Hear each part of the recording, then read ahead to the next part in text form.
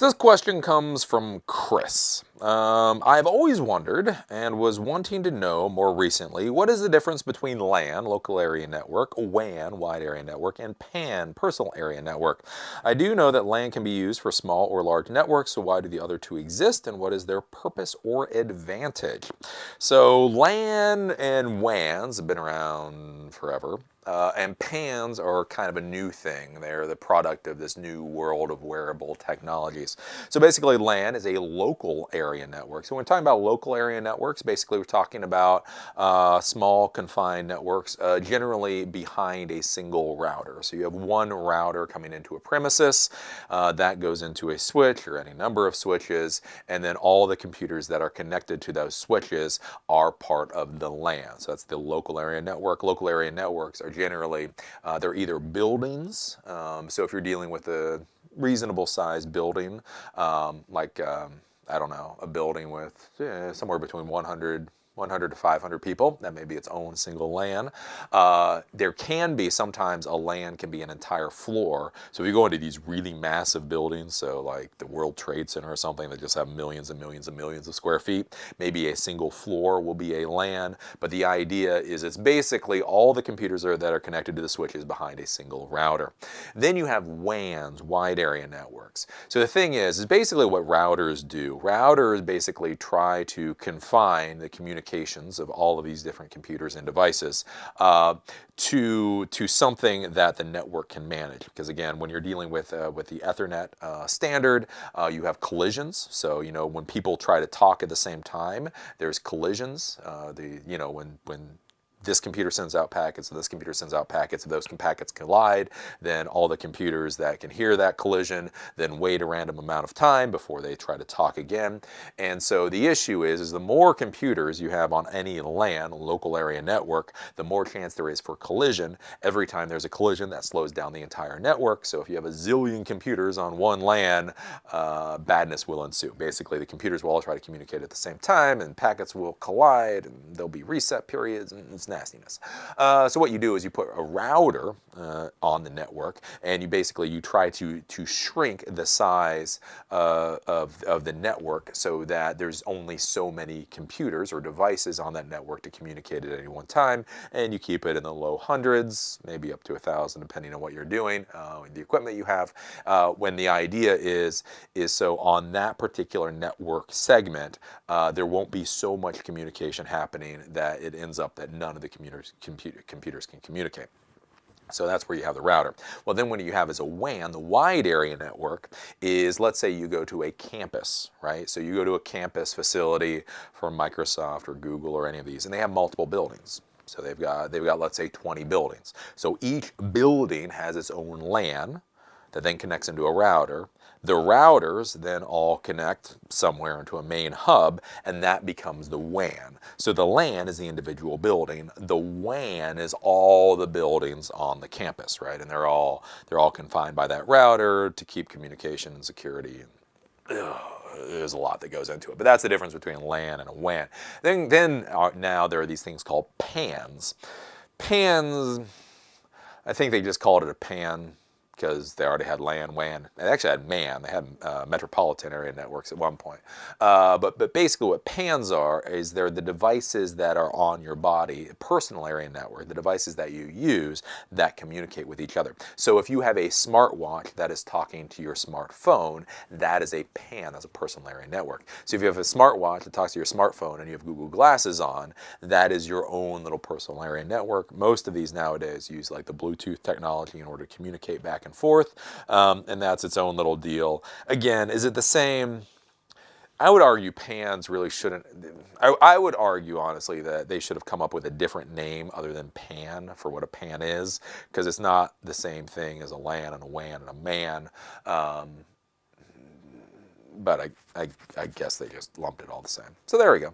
So LANs segment off the computers into a collision domain that is small enough that the computers can all talk to each other. The WAN is all of these different LANs that are connected for one company. So again, Google has a WAN, Microsoft has a WAN, IBM has a WAN.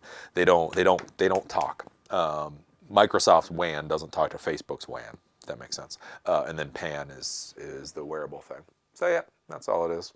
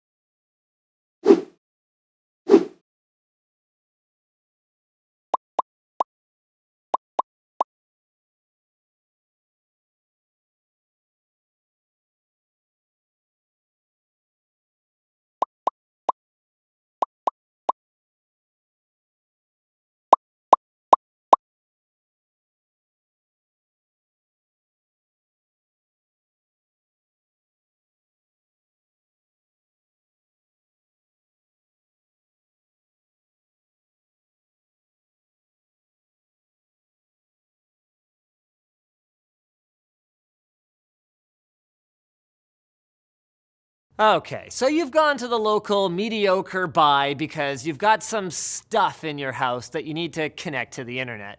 The slack-jawed dude at the entrance points you to aisle 9 3/4, so you spend 10 minutes wandering around trying to figure out what that means, until finally you find yourself staring at a wall of modems, routers, switches, and access points that all look more or less the same.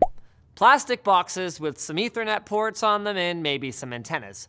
What is the difference between all these gadgets? Well, let's start with the most fundamental piece of equipment you need to get online, the modem. This processes the signal from your internet service provider, or ISP, that's being carried over a phone, cable, fiber, or satellite link, and interfaces with your own home network. If you're just connecting one wired device to the internet, a modem is all you need. Plug your computer into the Ethernet port on the modem, and you are ready to rock, with no configuration required in most cases.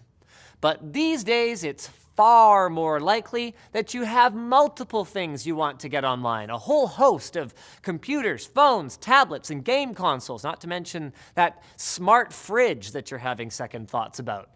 This is where a router comes in. A router will create your very own local network, with each device you want to connect assigned its own local IP address, kind of like unit numbers in an apartment building that all share the same street address.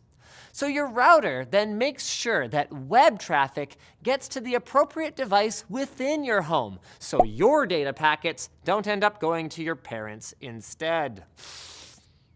These days, most of us tend to think of routers as wireless, but there are plenty of routers that operate only to hook up wired devices to your local network. So a router isn't actually wireless by definition.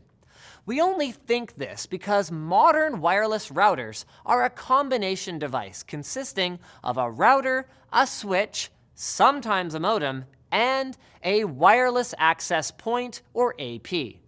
This is the piece that actually communicates with your mobile devices over the air. Although standalone access points that plug into the router aren't all that common for home networks, they're often found in public places where many people need to connect wirelessly to the same network, such as in airports or hotels. If you have a lot of wired devices and the few ports on your wireless router aren't enough, the solution for you is an additional network switch. These can turn one Ethernet port into many, but usually need to be connected to a router to handle assigning IP, remember those local addresses, to all the devices on your local network, something you can learn more about here. And if you've ever wondered what a network bridge is, it's simply a device that links devices together by having inbound and outbound Ethernet ports. So a switch is just a bridge with a lot of outputs. Bringing us finally to our old friend, the network hub. And yes, I do mean old, as you might have one collecting dust in your attic, and it's kind of hard to find them in stores anymore. You see, hubs are sort of like switches. But instead of analyzing incoming traffic and deciding which device it should go to, hubs are essentially glorified splitters that just blast the same network traffic to all outbound ports, usually resulting in lots of network congestion that seriously limits speeds. Because of this significant shortcoming, hubs were phased out in favor of more intelligent switches as network and internet speeds increased. So if you do happen to see one on sale somewhere, it's almost always better to opt for a switch instead. Unless you really like old tech and you store everything on zip drives, just to be contrarian.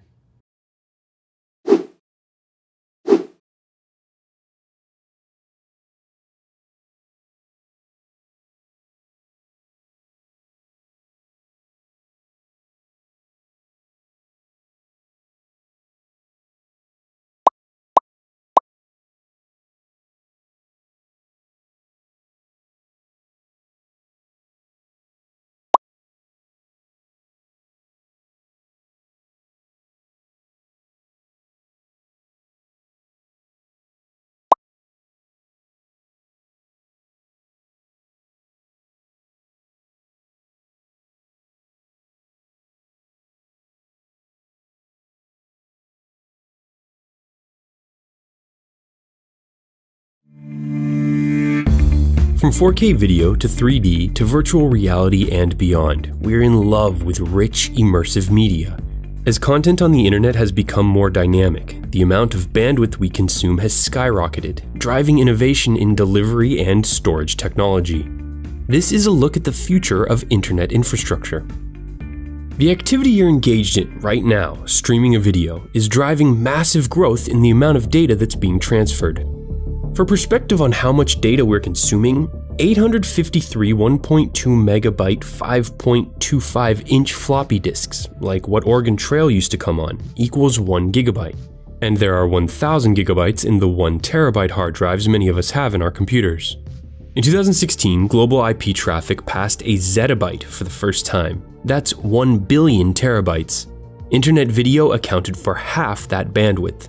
But in 2021, total worldwide traffic is projected to nearly triple to 3.3 zettabytes. That's 3.3 trillion gigabytes of data. More than 2/3 of that traffic will be internet video, with IPTV like Netflix taking up another 22%. To keep up with the increasing demand for data and high-speed connections, service providers have been driven to expand their network infrastructures and initiate projects like Google Fiber, heating up the competition. As a result, installation of large-capacity 100 gigabit Ethernet equipment grew 450% year-over-year in 2016. Google is also planning to use wireless alternatives that can deliver gigabit per second speeds to remote areas where it's too expensive to set up fiber. The other advancement we'll see is the development of ultra-fast 5G networks. In 2016, the Obama administration announced a $400 million 7-year public-private partnership spearheaded by the National Science Foundation to jumpstart the effort. 5G will handle 1,000 times the traffic at 10 times the speed of existing 4G and LTE networks. Not only will you be able to download an HD movie in under a second, but it will free up bandwidth to make room for what's on the horizon. Virtual reality is incredibly data-intensive, and soon millions of driverless cars will hit the road as billions of additional internet-connected devices come online. The Internet of Things is an absolute game-changer. Nearly every machine, and many objects that aren't, like our clothes, will be connected to the internet. At the same time, they are washable, they can be embedded with electronics. I think eventually what we look forward to is to have circuitry, memory, as well as computing functionality to be embedded within wearable circuits. You'll also be able to monitor your household appliances from your smartphone. Buildings will be able to self-monitor to detect wear and tear, and factories will anticipate when its machinery, or more accurately, its robots, will break down. Utility grids will communicate with energy providers and customers in real time, and cities will become smart, as traffic lights, trash cans, water and gas lines will all be able to send service and condition updates, saving people valuable time and resources. This explosion of data-producing devices will lead to a revolution in how all this information is stored. The data center industry is one of the world's most competitive markets. In addition to investing in adequate security measures, companies big and small must make sure their facilities run as efficiently as possible. The widespread adoption of uninterrupted power supply and cooling systems are driving energy reductions that weren't possible even 5 years ago. Thermal management units and an expanded use of free cooling technology is creating energy savings of up to 70%. And by harvesting the power of our natural environments, like higher altitude locations, nighttime coldness, deep sea or lake water, and subterranean geothermal energy, data centers are proving that the push to create a better tomorrow doesn't have to doom future generations. In 2014, data centers in the US were responsible for 2% of national energy consumption. But thanks to new technology, that figure won't grow significantly, even as the amount of storage facilities does. Another focal point is on speeding up the time it takes to install new capacity. This is being achieved by prefabricating new facilities off-site, cutting development time by 50%. And the next generation of data centers will use robots to make the system even more efficient. Because the reality is when you look at all server storage networking design, the intention is that a human being walks up and pulls something out and pushes it back in. Now, if you ask the question of what if we had all of that done by robotic systems, what if we started physically automating the entire facility as well, then that changes everything. A lot of these new facilities power the cloud, which is becoming the engine of futuristic economic growth. But some companies are putting so much data into the cloud, they need Amazon Web Services Snowmobile shipping container-sized data transfer service. It picks up to 100 petabytes of data from its customers for high-speed transfer into the cloud. In the near future, artificial intelligence will become pervasive, and cognitive capabilities will help us analyze and manage the flood of data that's on the horizon. All this infrastructure development will pay huge dividends. Right now, only half the human population is online. As that number rises fast in the coming years, these newly connected places will be able to leapfrog the slower, less efficient infrastructure of the past. One technique which could especially help in rural areas is Li-Fi, which uses light to transmit data. Harold Haas, who pioneered this technology, demonstrated it in a TED Talk. I can block the light of the solar cell. So first you notice the energy harvesting drops and the video stops as well. If I remove the blockage, the video will restart. Li-Fi technology clearly has a long way to go, but it serves as a reminder that much of the internet infrastructure of tomorrow hasn't been invented yet. Thanks for watching. Which technology do you think will have the biggest impact? And what did we leave out? If you enjoyed this video, hit the like button and subscribe. And stay tuned, we'll be profiling aspects of the future and key innovations every week from here on out. Until next time, for TDC, I'm Bryce Plank.